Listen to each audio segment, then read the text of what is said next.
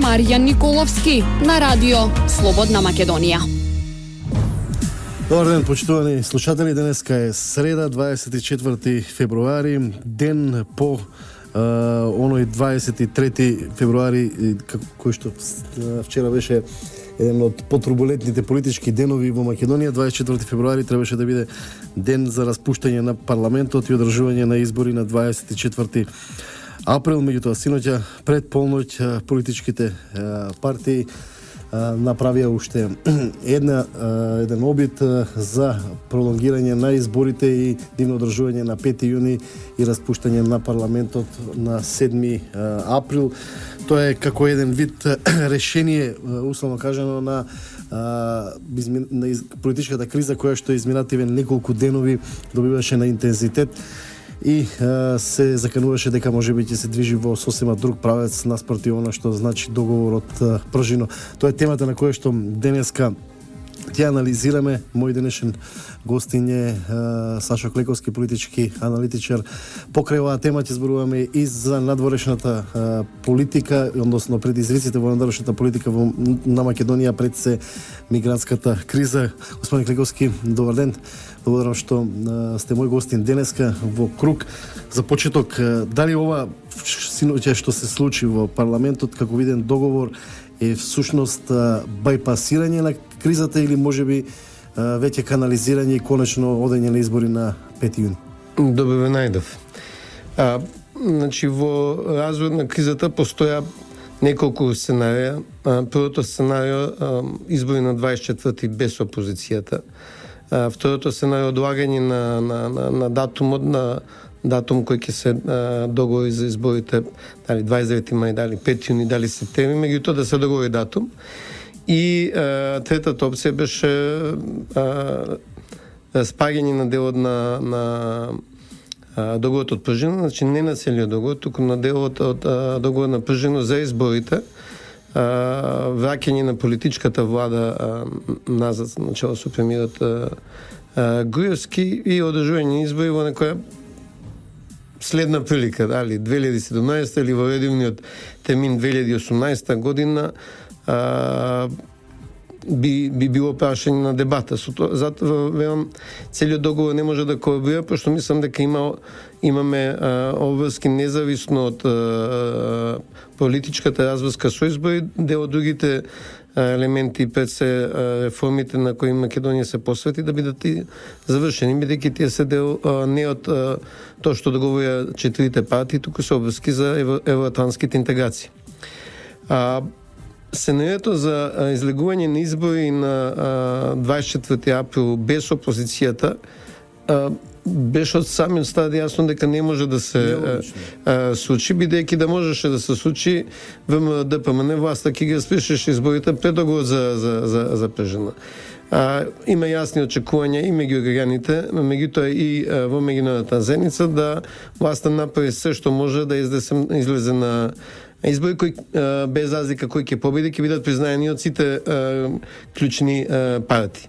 Значи тоа за мене не беше опција, бидејќи ако беше опција ќе беше претходно направено и немаше цела една година да помине во една лимбо ситуација кај што СДСМ не доаѓаше во собранието и го бойкотираше собранието.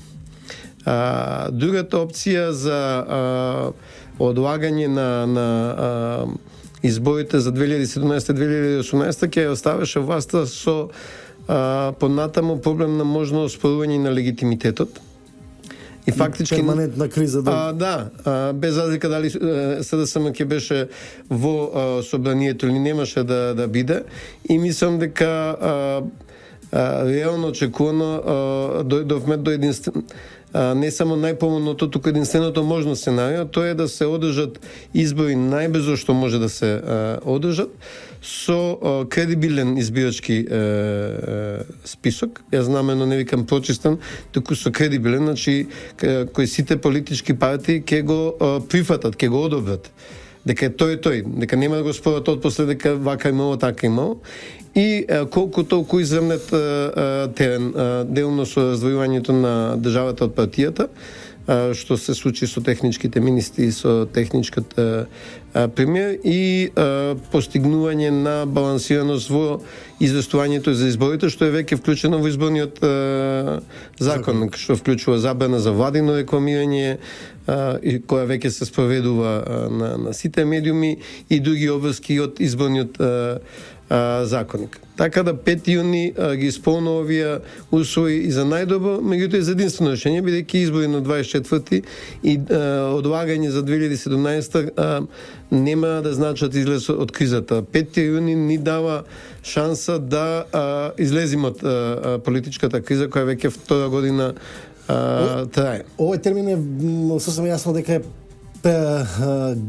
договорен или предлог на меѓународната заедница, особено ако се видат изјавите на американскиот амбасадор. Меѓутоа, тука има една друга ситуација која што од синоќа провејува, а тоа е дека значи, опозицијата СДСМ го прифаќа како договор, затоа и ги повлекува оставките, веројатно, нивните членови во владата. В синоќешната пресконференција на СДСМ на Заев најавува дека 5 јуни е условно кажано како договор за постигнат договор за одење на избори.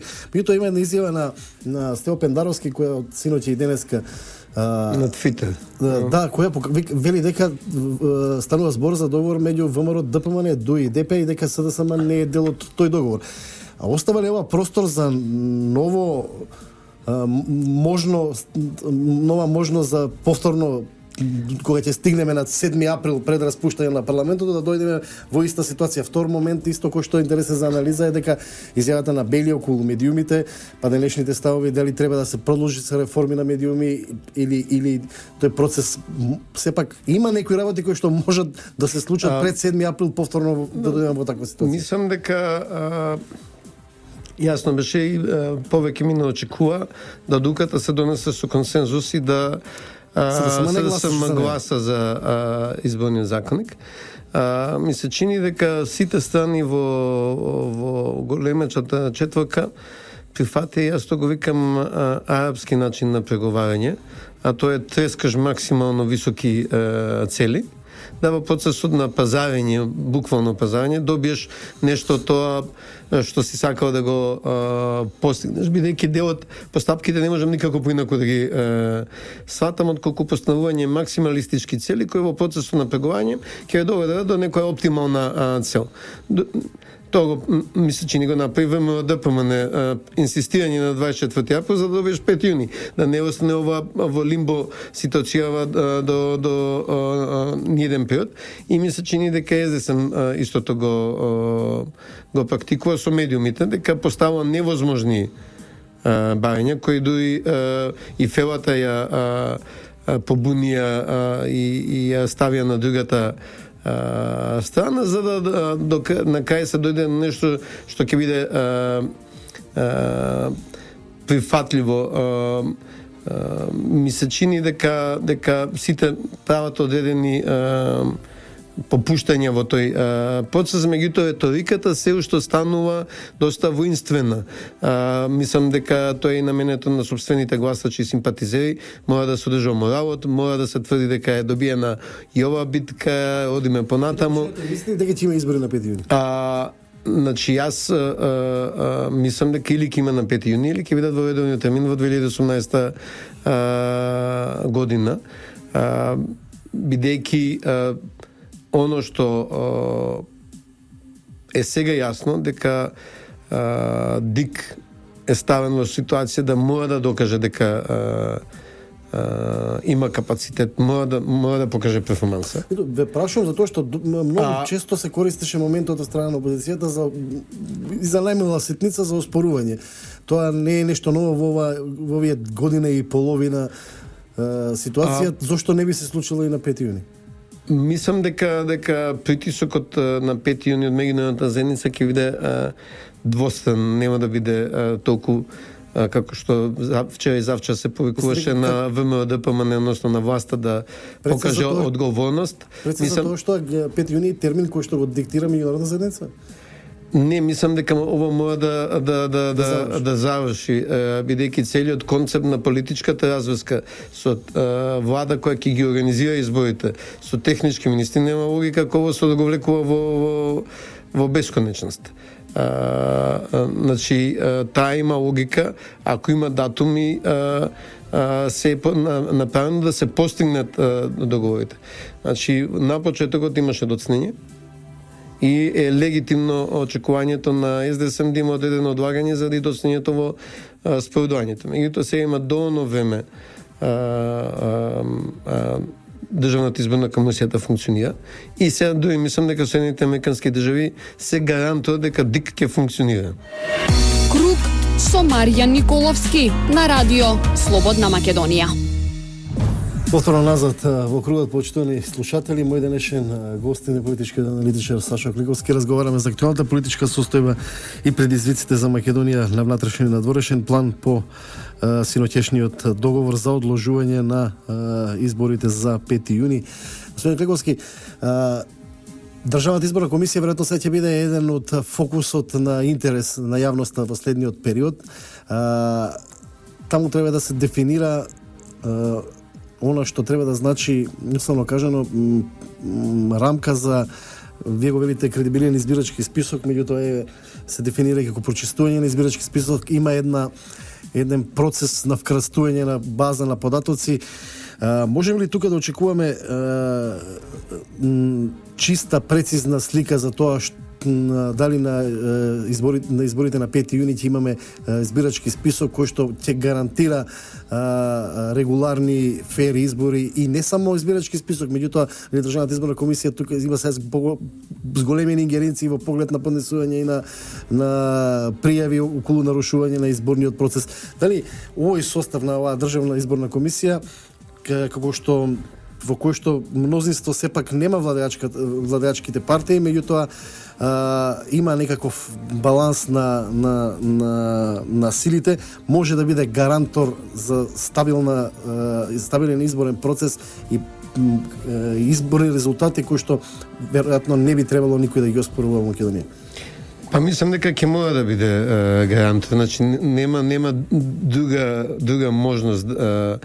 Значи опозицијата доби структура на ДИК со делокруг на одлучување на ДИК, како што за да имаат гаранција за извемнет терен и за контрола во избирачкиот список. И мислам дека меѓународната заедница пред Соединените американски држави од вчера се вториот гарантор дека ДИК ќе функционира како што треба, вклучувајќи дека ќе биде вклучена и техничка помош, да работата биде соодветна, зборам на техничко ниво, значи зборам на ниво на вкрстување на базите на податоци. Пораката на амбасадорот Бели јасна дека со напор на работа ќе се постигне на 5 јуни да имаме избори со кредибилни избирачки списоци. Проблемот со избирачките списоци малку подлабок, бидејќи опозицијата подолго време го стигматизира избирачкиот список, потекнувајќи нереални очекувања. На Македонија имала 1.700.000 жители, минус 300.000 малолетни, избирачки список од 1.400.000. Главниот проблем е дека опозицијата поттикнува забуна меѓу гласачи и жители. И тоа ни е проблем и за пописот и за избирачкиот список. На пописот се буниме околу дефиницијата на жител. Жител е некој што живее во Република Македонија и тоа може да вклучи и странски државјани кои живеат во Република Македонија, а ги исклучува македонските државјани кои се отсутни повеќе од 12 месеци континуирано од земјата. И на попис се бројат жители. И Македонија може навистина да има на попис помалку од 2 милиона жители, бидејќи се бројат луѓето кои се во Македонија. На избирачкиот список се вклучени граѓаните што имат гласачко право. Значи некој странец што живее во Македонија нема да биде на избирачкиот список, меѓутоа македонските државјани кои живеат во Швајцарија, во Германија, во Нью Џерси, во било каде, они се се уште на избирачките списоци, они се македонски државјани, имаат легитимно право да бидат на избирачките. Не може да бидат одстранети од избирачките. Значи тоа е суспендирање на граѓанското право. Нема начин да се одстранат од избирачките списоци. И тука е забуната. Јас го давам примерот на Косово. Косово имаше попис 2011 година. И потоа имаше избори кои ОПСЕ ги оцени како фери демократски. Зошто го давам пример? Во Косово има 1.730.000 жители, иако првно проценките веа дека се 2,2 милиона, меѓутоа масовно е напуштањето на Косово. Во првите 3 месеци, например, во 2015 косоварите беа најбројни баратели на азил во Европската унија, повеќе од сириците. 50.000 луѓе само за 3 месеци побарале азил. И тие луѓе што побарале азил во Германија, во некој попис не би биле вклучени, значи луѓето што се иселени во Германија, во Швајцарија, не се вклучени во косовскиот попис и затоа Косово има само 1.730.000, нема 2,2, колку што беа претходните проценки. Од друга страна, има 1.760.000 вклучени на избирачка список, 30.000 повеќе има гласачи од колку што има жители, затоа што во избирачка список се вклучени тие луѓе што живеат во Швајцарија и во Германија, и тие може да се вратат и да го остварат своето гласачко право. Поагајќи од тоа, мислам дека мора да има доволно информации во јавноста, дека жител и гласач се две различни работи. Мислите дека ова вкрстување на податоци ќе расчисти таа дилема во Македонија? Делумно, бидејќи надвор од активните осигуреници, например, Фондот за здравствено осигурување, или во Фондот за пензиско осигурување. Во Фондот за пензиско осигурување треба да расчисти кој е починат, кој не е. Кој не е починат, кој не е. Од друга страна, имате луѓе кои никогаш не биле здравствено и пензиско осигурани во Македонија. Кои живеат 20-30 години во Србија, во Хрватска, во Словенија, во Австрија, во Германија, кои ги остваруваат своите здравствени пензиски права таму, меѓутоа тие ќе се најдат во избирачкиот список. Се граѓани на Република Македонија. Нема, они имаат македонски пасош. Јас знам многу мина кои имаат и адреси во Македонија, односно си ги имаат куќите и становите во таква ситуација, што правиме со тие луѓе? Државната изборна комисија ќе ги остави на избирачкиот список или како ќе? Значи тие мора да бидат не сме да им се скрати гласачкото право. Оно што треба да овозможи вкрстувањето на различните бази на податоци е да се дојди до нелогичности во списокот. Дали има луѓе, исто луѓе со 20 а го има на избирачки список, мислам во пензиски се води како починат, го нема на другата страна, или пак да се најдат адреси со 50 Да, она клучно прашање на опозицијата дека постојат луѓе, едни исти луѓе со различни идентитети кои се појавуваат на избирачкиот список. Тоа е една од темите фантомските, така наречени фантомски гласачи за кои што опозицијата зборува неколку години назад.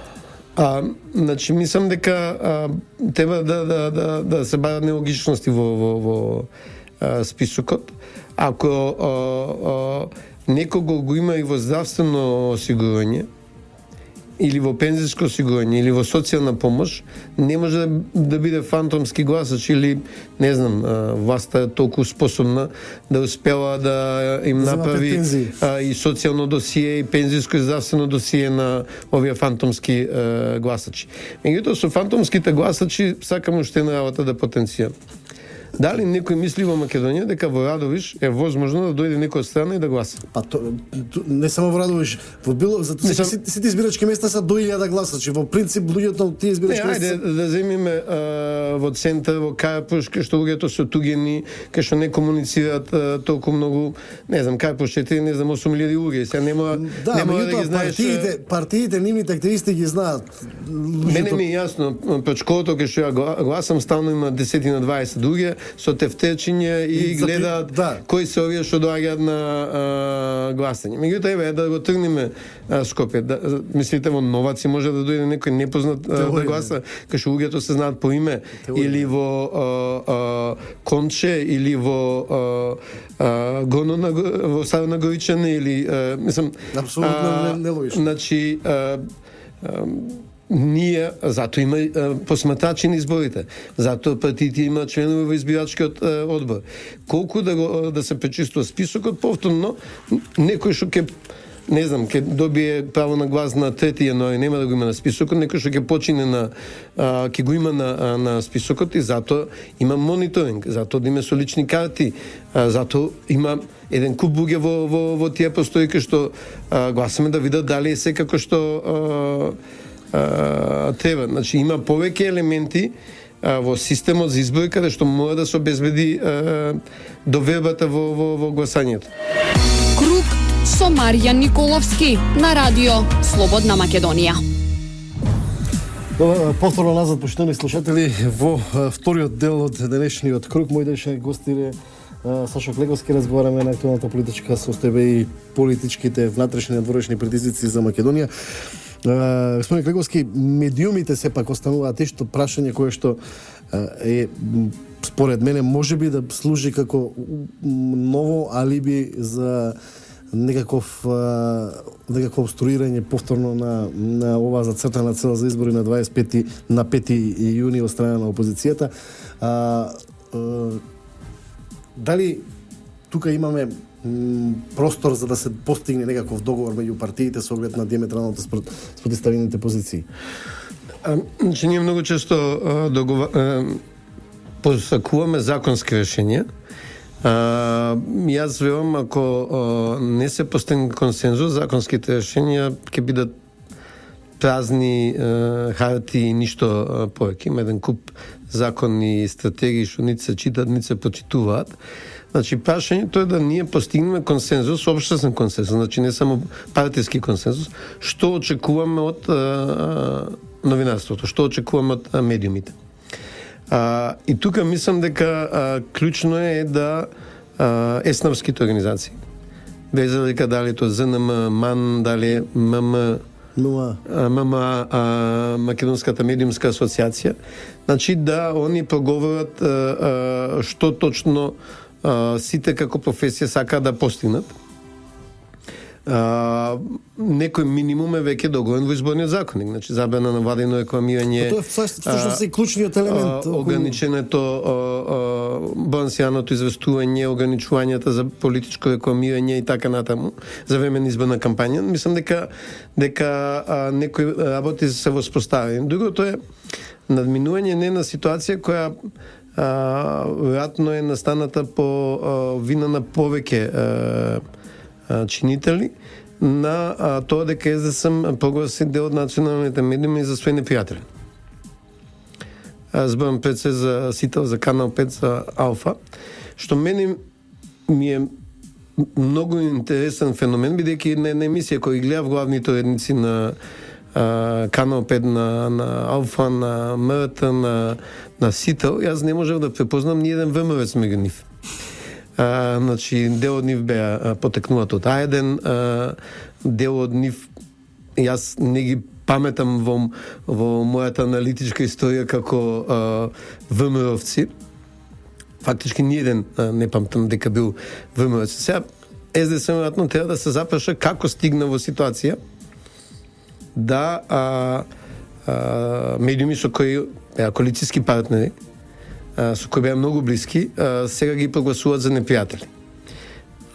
Нешто мора веројатно да се смени на таа страна. Нешто мора да се смени на страната на медиумите и овие првичните интервјуа на Лата со Заев и на Богатинова со Шекеринска, колку да беа оценети за дебакл, мора да се случат и мора да продолжат. Тие неминовно беа осудени за дебакл, пошто тензијата меѓу двете страни е толку висока да неминовно можеше да искричи на сите страни, можеше да фрла искри тој контакт на сите страни. Меѓутоа мислам колку повеќе контакт има, таа состојба ќе се нормализира, бидејќи ми се чини дека дел од непријателствата се веќе лични, дека не станува збор за политички, партиски или не знам какви конфликти, туку прашање на лични судии кои мора да се надмина за да не бидат сите заложници на таква лична нетрпеливост. Појавувањето на опозицијските лидери покрај ризикот дека има кавги, краници и така натаму мора да се сочуваат и да се поместат тие односи од дефинирани како непријателски да бидат дефинирани како конкурентски. Бидејќи јас верувам во правото на став и мислам дека е почесно дури сите да го декорираме стават посебно во предизборие со уреднички коментар за поддршка на една или на друга страна и мислам дека е и нормално да кој имате став да има одредено фаворизирање на сопствениот став, меѓутоа повторно тоа мора да се доведе во некоја усогласеност, условно нормален канал. Да кажем, да, се прават и квантитативни и квалитативни анализи на медиумите. Има доволно податоци кои односи може би треба малку да се променат. Кога ги анализираме сите се аспекти од пролонгирањето на изборите за 7 за 5 јуни, Државната изборна комисија, состојбата со медиумите, може ли да се дефинира дека во Македонија има атмосфера за кредибилни фер избори? Она што опозицијата изминатиот период константно го потенцира како проблем. И што е тоа всушност атмосфера за фер или услови за фер и демократски избори? Сепак ние не сме држава која од вчера имаме барем 30 на изборни циклуси во Македонија спроведени кои што според моја проценка од 99-та на после оние фамозни избори председателските, мислам дека сите останати избори во тој период изминат барем ја имале таа нормална нишка на функционираност. Мислам дека по згаснувањето на еден опозицијата се најде во ситуација да го доживува медиумскиот терен како неизравнет. Иако Ја1 беше поставен во навивачка позиција и Ја1 во тој момент навиваше за СДС, во некои претходни моменти беше навивачки за ВМРО-ДПМН.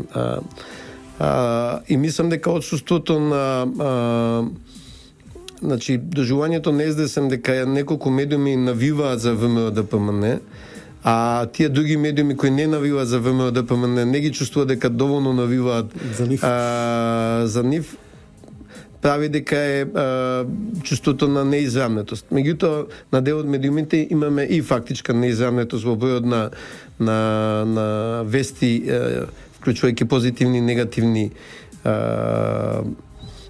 И тоа вие како правичната застапеност. Значи, не мора да бидат 50-50 една вест за ВМРО-ДПМН, една вест за СДСМ, меѓутоа и не може да бидат 10 на 1. Значи, мора да се доведе во еден баланс.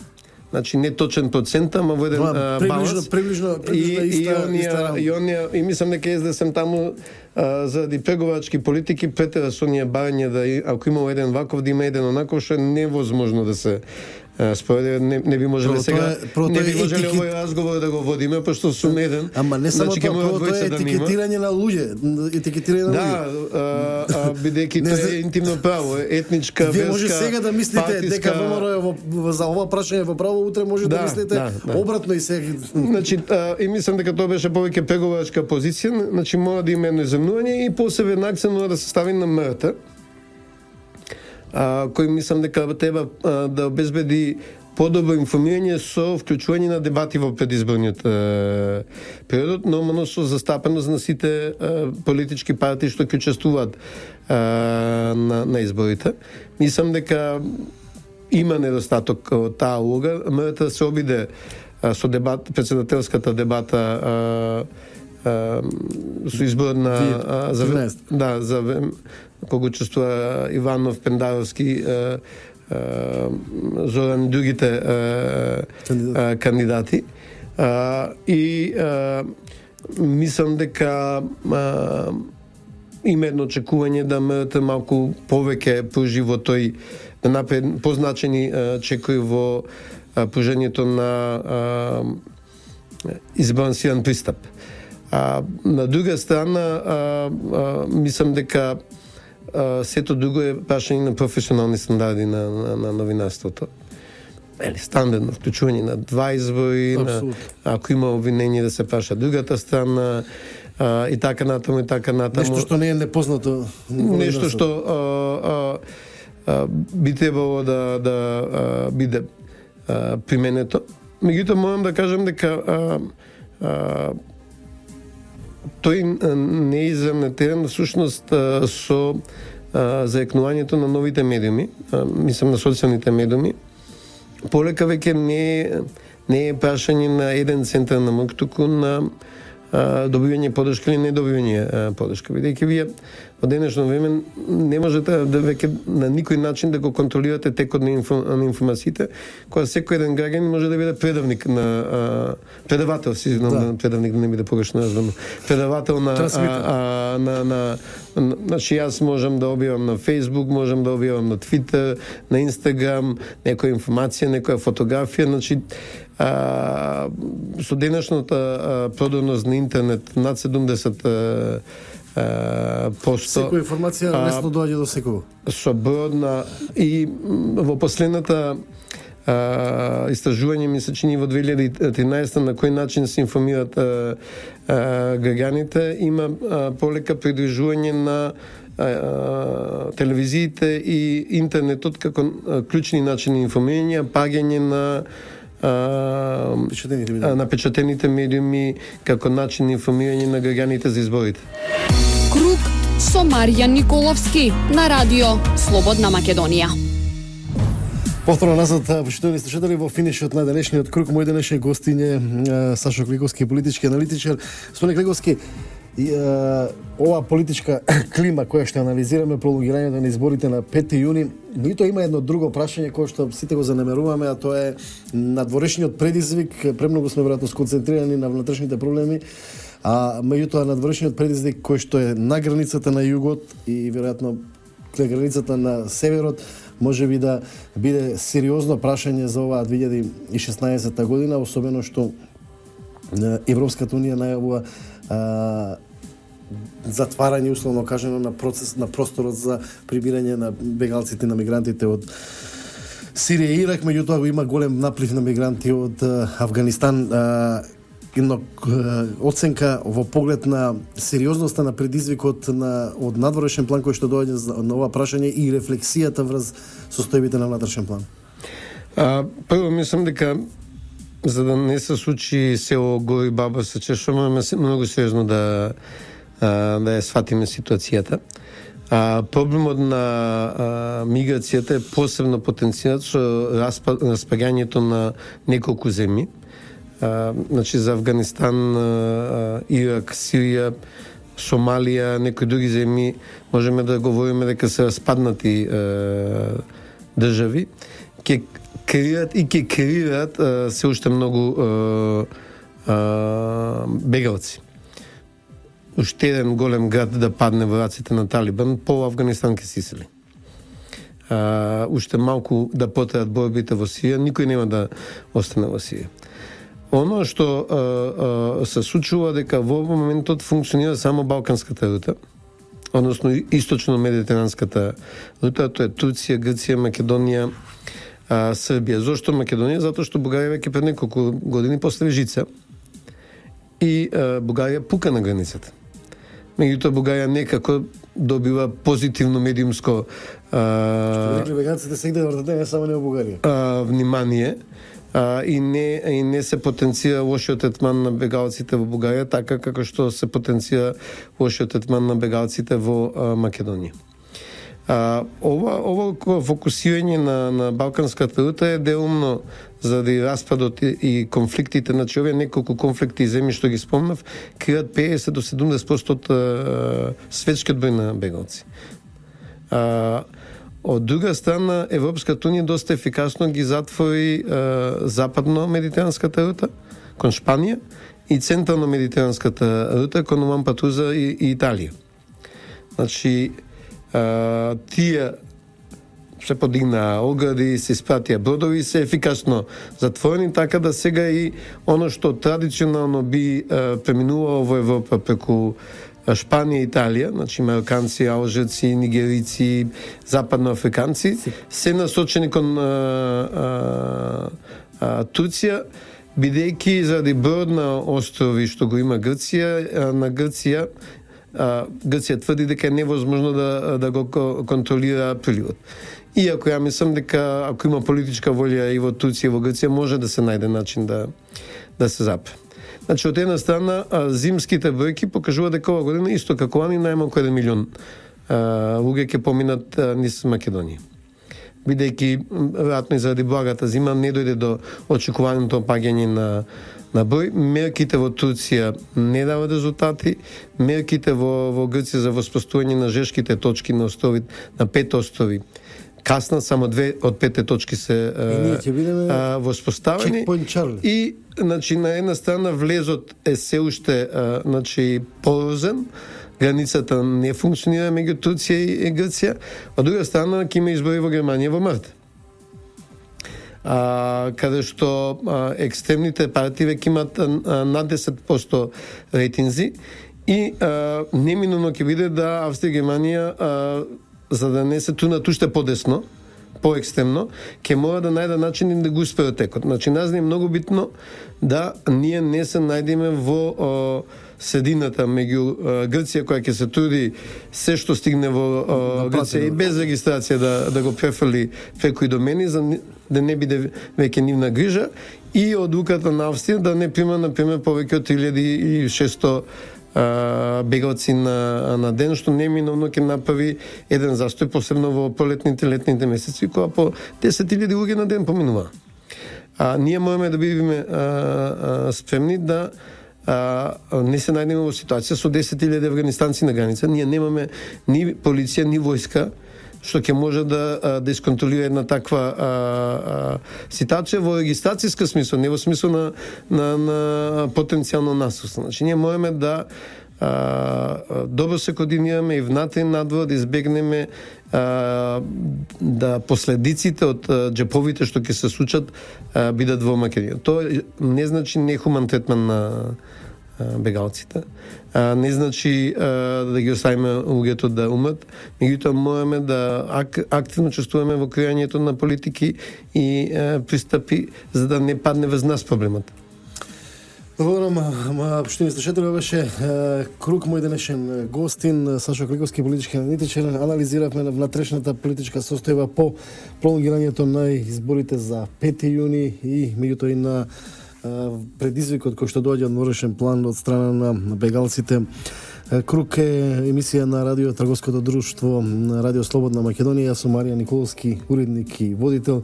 Денеска е 24 февруари 2016 година. Круг е емисија во продукција на Радио Слободна Македонија. Имајте пријатен ден. Круг со Марија Николовски на Радио Слободна Македонија.